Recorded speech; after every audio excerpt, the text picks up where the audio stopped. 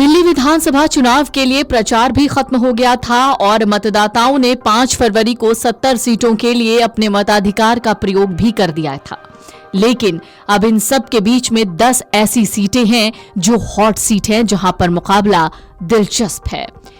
वैसे तो इस बार सभी सीटों पर चुनाव बहुत रोमांचक रहा, लेकिन कुछ सीटें ऐसी हैं जो विशेष कारणों से खास होने के साथ हॉट सीट बन गई, जहां के नतीजे चौंकाने वाले होने के साथ पूरे चुनावी समीकरण को प्रभावित कर सकते हैं। सबसे पहले बात करते हैं बादली सीट की। कांग्रेस के देवेंद्र यादव एक बड़ा खेल कर सकते हैं। हरियाणा से सटे बादली विधानसभा क्षेत्र जो चुनाव से ठीक पहले एक हॉट सीट के रूप में उभरा, यहाँ का चुनाव इस बार बहुत दिलचस्प है। हालांकि बीते 2 चुनावों से इस सीट पर आम आदमी पार्टी के अजेश यादव का कब्जा है और इस बार भी आपने अपने वर्तमान विधायक पर भरोसा बनाए रखा, लेकिन इस सीट से कांग्रेस के प्रदेश अध्यक्ष देवेंद्र यादव के चुनाव लड़ने से यहाँ का मुकाबला रोचक हो गया। देवेंद्र यादव ने ही 2 बार कांग्रेस को जीत दिलाई, वो भी लगातार, जबकि साल 2015 में कांग्रेस यहां दूसरे नंबर पर रही। खास बात यह कि राजनीति में आम आदमी पार्टी के उदय वर्ष 2013 में भी यादव ने यहां से जीत दर्ज की थी। हालांकि उसके बाद से ये सीट आम आदमी पार्टी के नाम है और इस बार आप और अजेश यादव यहां से हैट्रिक लगाने के लिए पूरी जोर आजमाइश कर चुके हैं। साल 1993 से 2003 के बीच 3 बार इस सीट से जीती बीजेपी ने भी अपने प्रत्याशी दीपक चौधरी के दम पर मजबूती से वापसी करने के लिए पूरा दम लगाया था। लेकिन दिल्ली प्रदेश अध्यक्ष देवेंद्र यादव के नेतृत्व में नई ऊर्जा से चुनाव लड़ रही कांग्रेस ने यहां का मुकाबला दिलचस्प बना दिया। ये सीट दिल्ली के उन सीटों में से एक है जहां कांग्रेस का मजबूत जनाधार है। बीते हर चुनाव में कांग्रेस ने अच्छा खासा वोट प्रतिशत अपने नाम किया। अब बात करते हैं चांदनी चौक की। चांदनी चौक सीट पर इस बार दिलचस्प मुकाबला होने वाला है। 1993 चुनाव के बाद इस सीट से महरूम हुई बीजेपी ने यहां पर वापसी के लिए व्यवसायी सतीश जैन को टिकट दिया, जबकि आम आदमी पार्टी ने यहां से 1998 से लेकर 2013 तक सबसे ज्यादा बार कांग्रेस और 2020 में आप के टिकट पर चुनाव जीतकर विधायक बने प्रहलाद साहनी के बेटे पुनर्दीप सिंह को अपना प्रत्याशी बनाया। वहीं कांग्रेस ने पूर्व विधायक रहे प्रहलाद साहनी के बेटे पुनर्दीप साहनी को टक्कर देने के लिए यहां से कई बार लोकसभा चुनाव जीत चुके जयप्रकाश अग्रवाल के बेटे मुदित अग्रवाल को चुनावी मैदान में उतारा, जिससे यहां का मुकाबला और रोचक हो गया। अब बात करते हैं नई दिल्ली सीट की। दिल्ली को 6 बार मुख्यमंत्री देने वाले नई दिल्ली विधानसभा सीट का अपना अलग ही महत्व है। हर बार यहाँ का चुनाव खास रहा है। बीते 6 चुनावों में कांग्रेस और आम आदमी पार्टी 3-3 चुनावों में जीत दर्ज कर चुकी है। जहां पहले 3 चुनाव कांग्रेस और शीला दीक्षित के नाम रहे, तो उसके बाद 3 चुनावों में आम आदमी पार्टी के अरविंद केजरीवाल ने झाड़ू के दम पर विरोधियों का सफाया कर दिया। लेकिन इस बार इस सीट पर मुकाबला दिलचस्प है। जहां केजरीवाल की दिल्ली की गद्दी पर वापसी का रास्ता इस सीट से ही जाएगा, तो वहीं कांग्रेस और बीजेपी ने भी इस सीट को प्रतिष्ठा का सवाल बना लिया है। केजरीवाल को टक्कर देने के लिए बीजेपी ने पूर्व सांसद प्रवेश वर्मा को उतारा, कांग्रेस ने शीला दीक्षित के बेटे संदीप दीक्षित को उतारा है। यहां तीनों ही प्रत्याशी और पार्टियों ने जमकर प्रचार किया। अगली सीट है कस्तूरबा नगर। लगातार 3 विधानसभा चुनाव जीत चुकी बीजेपी को पिछले 4 चुनावों में यहां से हार का सामना करना पड़ा। आपके वर्तमान विधायक मदन लाल ने अपना टिकट कटने के बाद बीजेपी का दामन थामा और आपके गुर्जर समाज से आने वाले प्रत्याशी रमेश पहलवान के खिलाफ बीजेपी के नीरज बसोया के समर्थन में प्रचार करते दिखे।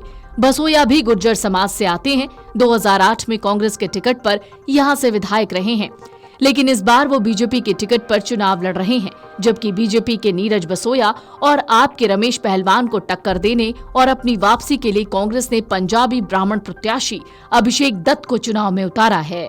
अगली सीट है बाबरपुर। यहाँ हुए अब तक के 7 विधानसभा चुनावों में 4 बार ये सीट बीजेपी के नाम रही, जबकि 3 में बीजेपी को हार का सामना करना पड़ा।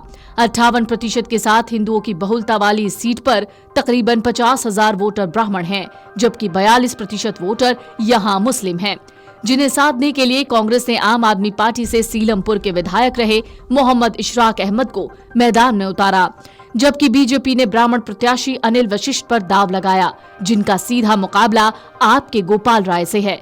राय न केवल लंबे समय से दिल्ली सरकार में मंत्री हैं, बल्कि आम आदमी पार्टी दिल्ली के संयोजक भी हैं। अगली सीट है ओखला। पिछले 3 चुनाव से ओखला में आम आदमी पार्टी और कांग्रेस के बीच सीधी टक्कर है, जिसमें हर बार आप ने बाजी मारी है। लेकिन इस बार असदुद्दीन ओवैसी की पार्टी AIMIM ने यहां से दिल्ली दंगों के आरोपी शिफा और रहमान खान को मैदान में उतारकर मुकाबले को दिलचस्प बना दिया है। आम आदमी पार्टी ने वक्फ बोर्ड में आर्थिक अनियमितताओं के आरोप में जमानत पर बाहर आए वर्तमान विधायक अमानतुल्लाह खान पर भरोसा बनाए रखा, जबकि कांग्रेस ने अपने पूर्व विधायक आसिफ मोहम्मद खान की बेटी और मौजूदा कांग्रेस पार्षद अरिबा खान को यहां से मैदान में उतारा है। अब यहां AIMIM की एंट्री से मुस्लिम वोटों का बंटवारा होता दिख रहा है। जिस तरह से कांग्रेस और AIMIM भ्रष्टाचार के मुद्दे को लेकर आप पर हमलावर बनी हुई थी, अगर उसका थोड़ा भी प्रभाव पड़ा तो निश्चित ही यहां मुस्लिम वोट बटेंगे, जिसका सबसे ज्यादा और सीधा फायदा कांग्रेस को मिलेगा। अगली सीट है जंगपुरा। जंगपुरा सीट इस बार आम आदमी पार्टी के पटपड़गंज से विधायक और दिल्ली के पूर्व उप मुख्यमंत्री मनीष सिसोदिया के चुनाव लड़ने की वजह से हॉट सीट बनी हुई है। आप में मौजूदा विधायक प्रवीण कुमार का टिकट काटकर शराब घोटाला मामले में जमानत पर चल रहे सिसोदिया को जंगपुरा सीट से चुनावी मैदान में उतारा गया है, जिनका सामना बीजेपी के तरविंदर सिंह मारवा और कांग्रेस के फरहाद सुरी से है। मारवा यहां से लगातार 3 बार विधायक रहे हैं, लेकिन उस समय वो कांग्रेस के साथ थे। अगली सीट है हरिनगर। हरिनगर में बीते चुनावों से आम आदमी पार्टी और बीजेपी के बीच सीधा मुकाबला रहा है, लेकिन इस बार के चुनाव के लिए नामांकन के दौरान चर्चा में आया हरिनगर सीट एक हॉट सीट बन गया, जिस पर सबकी नजरें हैं। जहां आम आदमी पार्टी की बागी विधायक राजकुमारी ढिल्लों के निर्दलीय चुनाव लड़ने के निर्णय से यहां का मुकाबला चतुष्कोणीय हो गया है। अगली सीट है करावल नगर। करावल नगर विधानसभा क्षेत्र को बीजेपी का मजबूत गढ़ माना जाता है। जहां बीजेपी ने पूर्व आप विधायक कपिल मिश्रा पर दाव लगाया, तो आम आदमी पार्टी ने मनोज त्यागी और कांग्रेस ने PK मिश्र को चुनावी मैदान में उतारा। यहां अब तक हुए 7 में से 6 चुनावों में बीजेपी ने जीत हासिल की है। इन 6 जीत में 5 बार मोहन बिष्ट ने बीजेपी को जीत दिलाई थी। अगली सीट है जनकपुरी। जनकपुरी सीट भी बीजेपी के लिए मजबूत है। 2015 और 2020 के चुनावों को छोड़ दे तो यहां पर हमेशा से ही बीजेपी का दबदबा रहा है, लेकिन पिछले 2 चुनावों में यहां से आपने बाजी मारी है। इस बार इस सीट पर वापसी की चाह में बीजेपी ने पूरा दम लगा दिया है। बीजेपी ने यहां से आशीष सूद को टिकट दिया है, जबकि कांग्रेस ने युवा हरबानी कौर को, वहीं आपने मौजूदा विधायक राजेश ऋषि का टिकट काटकर निगम पार्षद प्रवीण कुमार को उम्मीदवार बनाया है। राजधानी का ये चुनाव न केवल दिल्ली बल्कि देश की राजनीति को भी नई दिशा देने वाला साबित हो सकता है।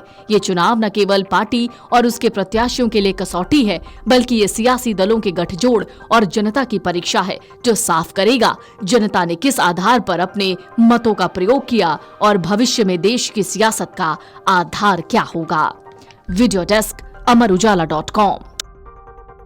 अमर उजाला जीवांजलि के सारथी की मदद लें और महाकुंभ में स्नान जरूर करें।